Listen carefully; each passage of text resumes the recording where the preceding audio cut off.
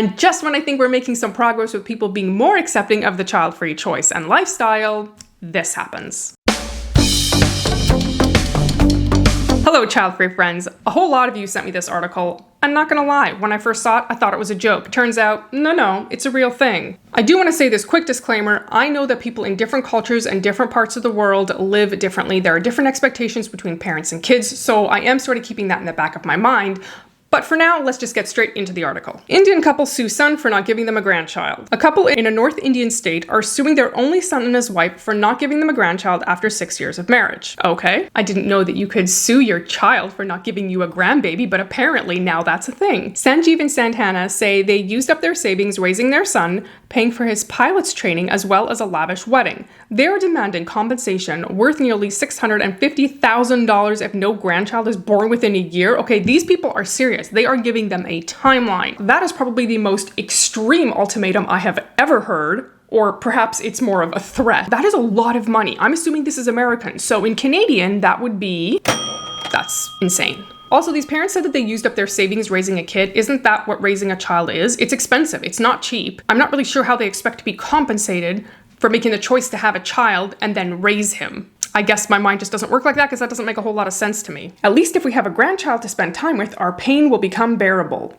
Pain? What? Why are they pained? Clearly, the son and his wife have no interest in children, at this point anyhow. The compensation they are demanding, $646,000, includes the cost of a wedding reception in a 5-star hotel, a luxury car worth $80,000, and paying for the couple's honeymoon abroad. I have a lot of questions. Why do people spend so much money on weddings? Why is there a tradition that the parents have to pay for the wedding? We paid for our own wedding, so this whole tradition of parents paying for the wedding, it's over my head. I don't understand it. Was the son and daughter-in-law demanding all of these luxury things for their wedding, or did the parents, out of the goodness of their hearts, just offer it? Because I think those are two very different things. If the parents are like, hey, we want to gift you with this amazing wedding and this expensive car and a honeymoon, you can't have a gift with strings attached.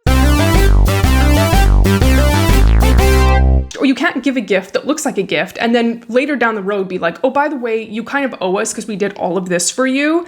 That just seems really wrong to me. If the parents were assuming that giving their son all these luxury things was going to result in a grandchild, that's a conversation that probably should have happened before they forked out all this money for his extravagant wedding and honeymoon.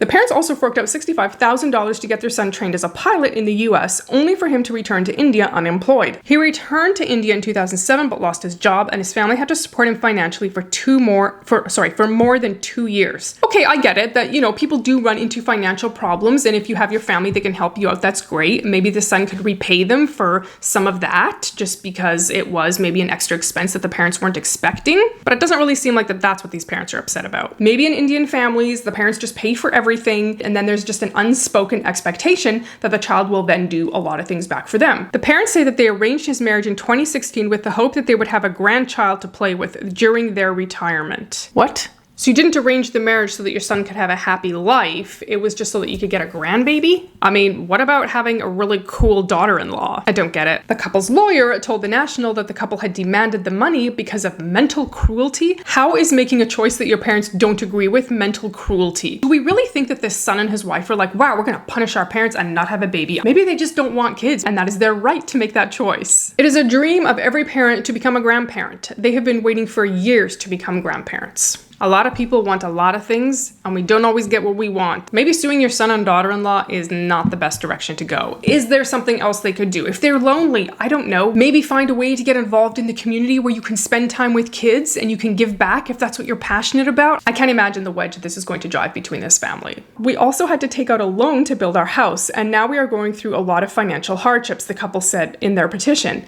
Mentally, too, we are quite disturbed because we are living alone. A lot of kids do leave home when they reach a certain age and get married. Again, perhaps in the Indian culture, this is not common. Maybe the son and his wife were just like, hey, we want some independence. I do get the vibe from reading this that perhaps Indian families, or more specifically this one, they're very involved in each other's lives. There's not as much independence, whereas I feel like I was raised in a way where the sooner you become independent, the better. It's very encouraged to move out, pay for your own education. and to work at having that separation between your parents' household and your household. India has a strong joint family system with many generations, including grandpas, nephews, aunts, and uncles often living in the same household. Okay, so I should have just read further and that answered my question. To me, the idea of all our families living together, like I love my family, but I just feel like this would just be chaos to me. It sounds like the parents are now finding themselves struggling financially and they're placing that blame on their son. It was nice that the parents wanted to gift their son with all of these amazing things. However, they should have also been thinking about their own future and what they wanted their life to look like, and they should have been saving up money for that. Maybe that meant they shouldn't have given their son such an extravagant wedding, or maybe the son could have paid for his own education. But it is not the son's responsibility to bail out his parents financially because they chose to gift him all of these things, and that's really what it was. It was a gift. Because now there's this huge expectation that this son is going to repay the parents for all that they've done for him. And that's a really, really big thing to expect from your child. I just want to read this one sentence again. It says, "At least if we have a grandchild to spend time with, our pain will become bearable." I feel like it's just so wrong to have a child and then place these expectations on your son. And then not only that, now they're also being placed on this potential grandchild because this grandchild is suddenly going to make the potential grandparent's life better just because it exists. How can you place that expectation on a baby? The article goes on to say that, however, in recent years the trend has shifted, with younger couples preferring to move away from their parents and siblings and wives, such as in this case, opting to work rather than focusing on having children and staying home. And I just think that's sort of a natural progression. You get to an age that you want to distance yourself from your parents a bit. It's just sort of a natural part of growing up. It definitely sounds like the son and his wife have accepted a newer way of living that is probably not very appreciated, and they just don't want to have those close ties with their parents. And honestly, who can blame them? Who doesn't want to have your own space and your own life to make your own decisions? Can you even imagine for 2 seconds being the daughter-in-law where your in-laws come to you and they're just like, "Give us a baby or we're going to sue you"? I almost kind of get the feeling they're trying to, bring the son back to them, like come back to kind of more of a traditional way of living. Suing your son or demanding a grandchild, I think, is going to be pushing the son and the daughter-in-law even farther away. So I feel like no one wins in this situation. It's just going to cause drama. People are going to be angry. And honestly, this whole thing just seems so extreme. As a parent, you should be giving your kid these things because you love them and you want them to have a good life, not so that they can then turn around and give you grandkids or pay all this back to you. Unless there was some sort of written contractual agreement where they said, "Hey, we're going to give you this lavish wedding and you're going to give us this in return." Again, I do think that's bizarre, but I mean, if that's the way that some people want to do the thing, at least then both parties get to opt in or opt out. It is going to be very interesting to see what happens on May 17th when this goes to court. Their son and his wife do not appear to have commented. Yeah, I imagine not. They're probably, I don't know, would you be I would be so embarrassed if my parents did this and it was all over the news. I would be like, oh my goodness. Yeah, I probably wouldn't comment either. Obviously a very different culture. I can't even understand where anyone would think that this was an appropriate request. Child-free life definitely comes with its own set of struggles. Check out mine right here.